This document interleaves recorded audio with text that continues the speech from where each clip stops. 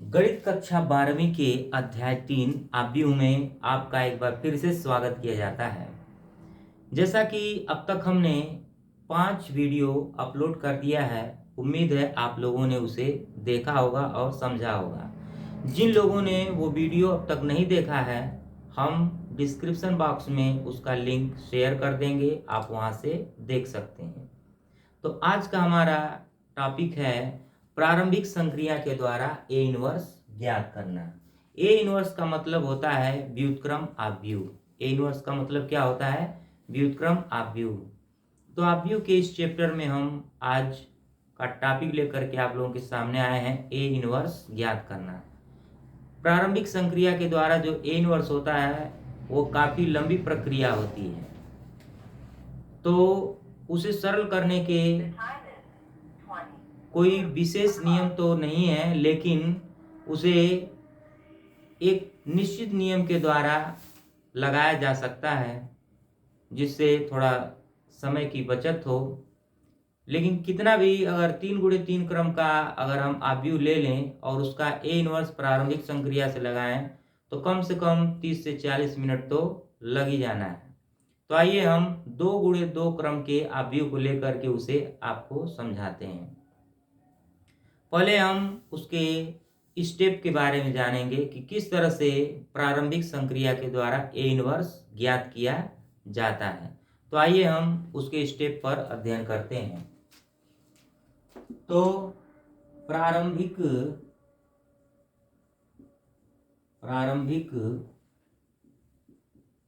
संक्रिया के द्वारा A inverse ज्ञात करने की विधि।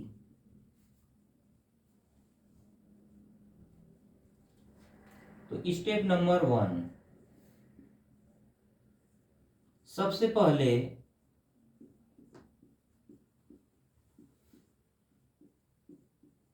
दिए गए आव्यूह को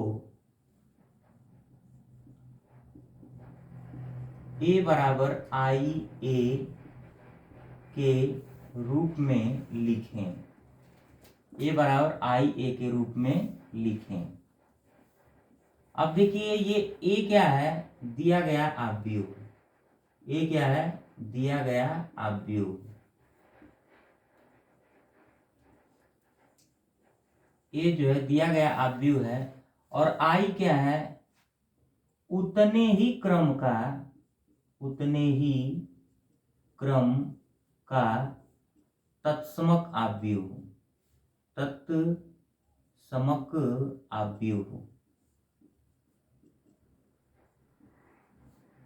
उतने ही क्रम का तत्समक आव्यूह। और a क्या है?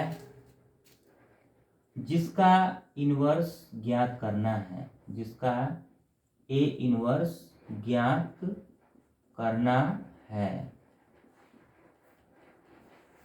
इसी का हमका ए इनवर्स ज्ञात करना रहेगा।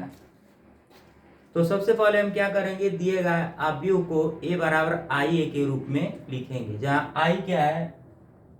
आइडेंटिटी मैट्रिक्स, इकाई या तत्समक आव्यूह, और a जो है उसी का हमको ए इनवर्स ज्ञात करना होता है। और a जो है वो दिया गया आव्यूह होगा। तो क्या करते हैं स्टेप नंबर 2 में, जैसे मान लेते हैं कोई आव्यूह, माना आव्यूह a बराबर दिया है a11, a12, a13, a21, a22, a23, a31, a32, a33।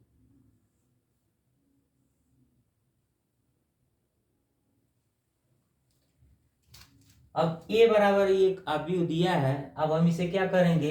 ये जो मुख्य विकर्ण है, इसको हम क्या बोलते हैं? मुख्य विकर्ण।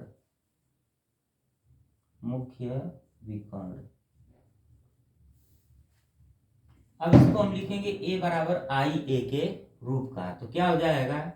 a11, a12, a13, A21 A22 A23 A31 A32 A33 बराबर आई। आई का मतलब क्या हो गया? आइडेंटिटी मैट्रिक्स, इकाई या तत्समक आव्यूह। 1 0 0 0 0 0 1 बराबर ए। अब ध्यान दीजिए, ए बराबर क्या हो गया? आई ए। तो इधर वाले को हमको ऐसा बनाना होता है और इसको ऐसा बनाना होता है। कहने का मतलब क्या हो गया कि इधर के आव्यूह को हमको इकाई या तत्समक आव्यूह बनाना होता है और इधर के अवयवों को ऐसा बनाते हैं कि ये इकाई या तत्समक आव्यूह से हट करके एक नया आव्यूह बन जाए। तो इसे क्या करना होता है? इसे संक्रियाओं के प्रयोग के द्वारा, संक्रियाओं के प्रयोग से इकाई या तत्समक आव्यूह बनाते हैं। इकाई या तत्समक आव्यूह बनाते हैं और इसे दिए गए आव्यूह के रूप का बनाते हैं। दिए गए आव्यूह के रूप का बनाते हैं। जो भी संक्रिया करते हैं वो दोनों पक्षों में करते हैं। जो भी संक्रिया करते हैं, जो भी संक्रिया यानी ऑपरेशन, जो भी संक्रिया करते हैं वे दोनों पक्षों में करते हैं। दोनों पक्षों में करते हैं। तो अभी ये हमने आपको 2 स्टेप के बारे में बताया। अब हम दोनों स्टेपों को किस तरह से सरल करेंगे उसके बारे में आपको अवगत कराएंगे। तो उम्मीद है आपको ये समझ में आ रहा होगा। आप इसका स्क्रीनशॉट लीजिए, मैं आगे बतलाता हूँ। तो आइए अब हम बतलाते हैं कि कौन कौन सी संक्रियाएं हम इसमें करेंगे। तो शुरू करते हैं।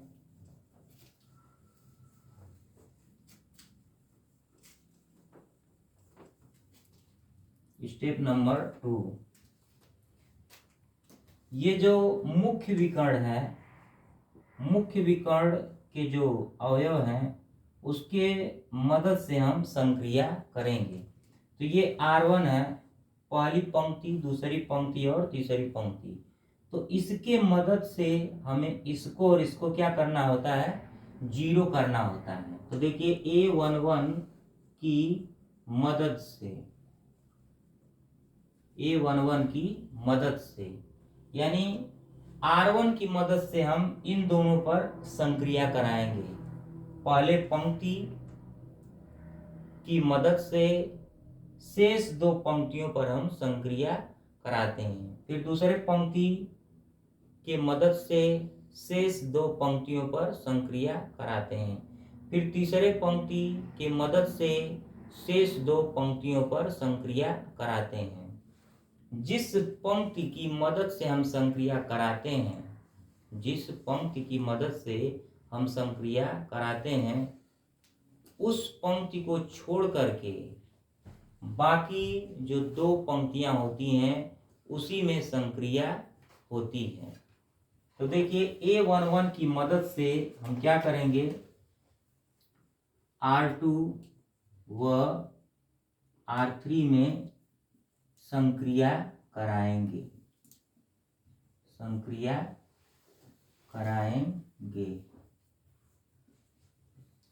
तो कहने का मतलब क्या हो गया कि A11 में कितने का गुणा करें, कितने का गुणा करें कि क्या हो जाए? A21। इसके मदद से इसको और इसको क्या करना होगा? जीरो करना होगा। A11 की मदद से A21 A31 को जीरो करना है। तो A11 की मदद से यानी R1 की मदद से R2 R3 में संक्रिया कराएंगे। तो A11 में कितने का गुणा करें कि A21 हो जाए। तो देखिए x बराबर क्या हो जाएगा, A21 अपान A11। ये किसके लिए है, R2 के लिए। किसके लिए हो गया, R2 के लिए। थोड़ा समझने में ये काफी लंबी प्रक्रिया है, लेकिन अगर आप एक बार समझ लेंगे तो आपको अलग से सोचना नहीं होगा, डायरेक्ट आप सरल करेंगे और लगाते जाएंगे। अब देखिए R3 के लिए A11 में कितने का गुणा करें, माना x का गुणा करें कि क्या हो जाए, A31। तो x बराबर क्या हो जाएगा, A31 अपान A11। अब देखिए क्या करेंगे, R1 की मदद से हम इसमें और इसमें ऑपरेशन करा रहे हैं। तो इसमें अगर इसको घटा दें तो क्या हो जाएगा, 0। इसमें से इसको घटा दें क्या हो गया, 0। अब स्टेप वाइज 3 गुणे 3 क्रम का आव्यूह है, तो बारी बारी से सब में हम संक्रिया कराएंगे। पहले की मदद से इन दोनों में, फिर इसके मदद से इन दोनों में, फिर इसके मदद से इन दोनों में 0 कराना होगा। तो आइए देखते हैं R2 में हम क्या करेंगे, R2 माइनस R1 गुणे x। फिर R3 में क्या करना है, R3 माइनस R1 गुणे x। यही काम आपको हर बार करना होगा। तो आइए देखते हैं, और जो भी काम करना है वो दोनों पक्षों में करना है। तो A11 जिसकी मदद से ऑपरेशन कराएंगे उसे छोड़ देंगे, यानी A11 की मदद से कराएंगे तो इस पंक्ति को हम पूरा छोड़ देंगे, A12 और ये हो गया A13, इसको पूरा पूरा हम छोड़ देंगे।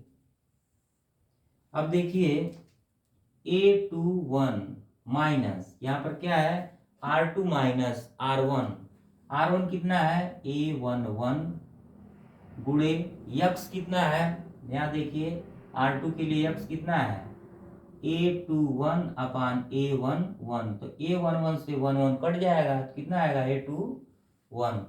अब फिर इस पूरे में वही संक्रिया है।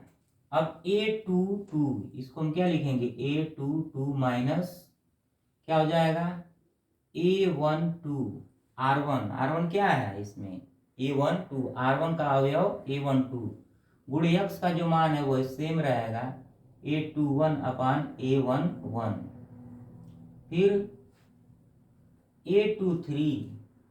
A23 माइनस क्या हो जाएगा, A13 गुणे x का जो मान है वो A21 अपान A11 बराबर।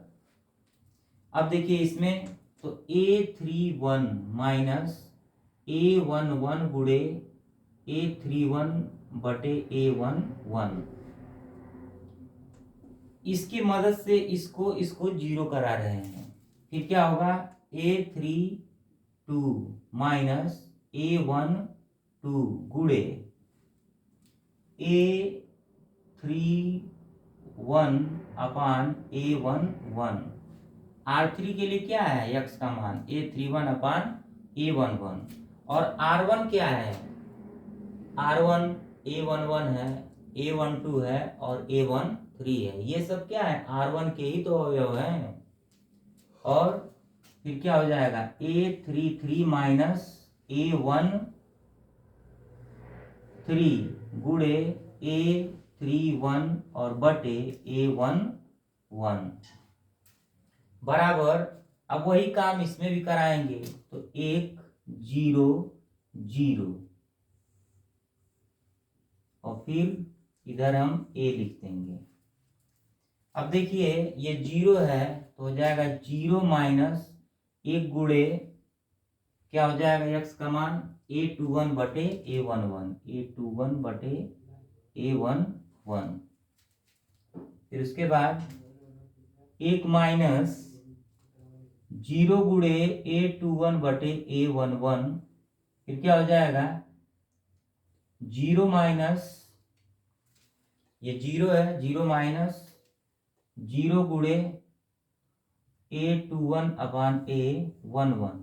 फिर उसके बाद ये जीरो माइनस R3 के लिए जीरो माइनस क्या हो जाएगा, 1 गुणे A31 बटे A11। फिर यहाँ A32 क्या है, जीरो है, माइनस R1 कितना है, जीरो गुणे यक्स का मान क्या है यहाँ पर, R3 के लिए 31 अपान A11, तो वही रहेगा A11। और फिर यहाँ एक माइनस क्या है यहाँ पर, एक माइनस जीरो गुणे A31 बटे A11। तो थोड़ा सा ये लेंदी है, लेकिन ये हमने आपको किस तरह से इसे सरल करना उसकी हमने विधि बतलाने का प्रयास किया है। तो यहाँ पर हम लिख देंगे A11, A12, A13। अब देखिए इससे ये कट जाएगा, तो A21 में से A21 निकलेगा, कितना आ जाएगा, जीरो। और वही हमारा काम होता है, जीरो बनाना। इससे ये कट जाएगा, A31 माइनस A31 कितना हो जाएगा, जीरो। और बाकी ये सब नहीं कटेंगे, इनको हम वैसे का वैसे उतार लेंगे। A21 माइनस A21 और A12 और A21 अपान A11 और A23 माइनस A13 गुणे A21 बटे A11। और इसको भी वैसे उतार लेंगे, A32 माइनस A12 गुणे A31 बटे A11, A33 माइनस A13 गुणे A31 बटे A11 बराबर 1 0 0। जिसके मदद से हम ऑपरेशन कराते हैं उसको वैसे का वैसे उतार लेते हैं। अब ये देखिए, पहले तो था ये जीरो, अब इसमें कुछ अवयव आ गया, यानी जो इकाई या तत्समक आव्यूह था अब वो ए के जैसा बनने लगा है। तो एक, अब यहाँ पर हम क्या लिख देंगे, माइनस A21 बटे A11। और ये तो जीरो ही रहेगा, एक हो जाएगा यहाँ, और ये भी क्या हो जाएगा, जीरो। अब यहाँ पर ये -3 1 यानी A31 और बटे A11, और ये हो जाएगा जीरो, और यहाँ पर हो जाएगा 1 बराबर A। तो अगर आप ध्यान देंगे तो जो इकाई या तत्समक आव्यूह था ये, अब ये कुछ चेंज हो गया। तो इसी तरह से अब फिर हम क्या करेंगे, फिर हम मुख्य विकर्ण का अवयव ये पकड़ेंगे, इसमें कुछ संख्यात्मक मान आएगा, हम आपको इसके द्वारा बता रहे हैं तो ये थोड़ा लंबा है। अब इसकी मदद से हमें इसको और इसको क्या करना है, जीरो करना है। तो इसमें कितने का गुणा करें कि इतना और इतना आ जाए। मेन प्रक्रिया क्या है, इसी के माध्यम से तीनों पंक्तियों में हम वो संक्रिया कराएंगे। तो उम्मीद है आपको समझ में आया होगा। अगर आपको नहीं समझ में आया होगा तो हम एक उदाहरण के द्वारा इसे समझाने का प्रयास करेंगे। आप इसका स्क्रीनशॉट लीजिए। उम्मीद है आपको प्रारंभिक संक्रिया द्वारा ए इनवर्स ज्ञात करने की विधि अच्छे से आया होगा। अगर नहीं आया होगा तो अगले टॉपिक में हम प्रारंभिक संक्रिया द्वारा ए इनवर्स ज्ञात करना एक उदाहरण के द्वारा समझेंगे कि किस तरह से एक उदाहरण के द्वारा हम प्रारंभिक संक्रिया के द्वारा ए इनवर्स या व्युत्क्रम आव्यूह ज्ञात करेंगे। मिलते हैं अगले वीडियो में, तब तक बने रहिए। हमारे चैनल को सब्सक्राइब कीजिए और ज़्यादा से ज़्यादा शेयर कीजिए। बहुत बहुत धन्यवाद।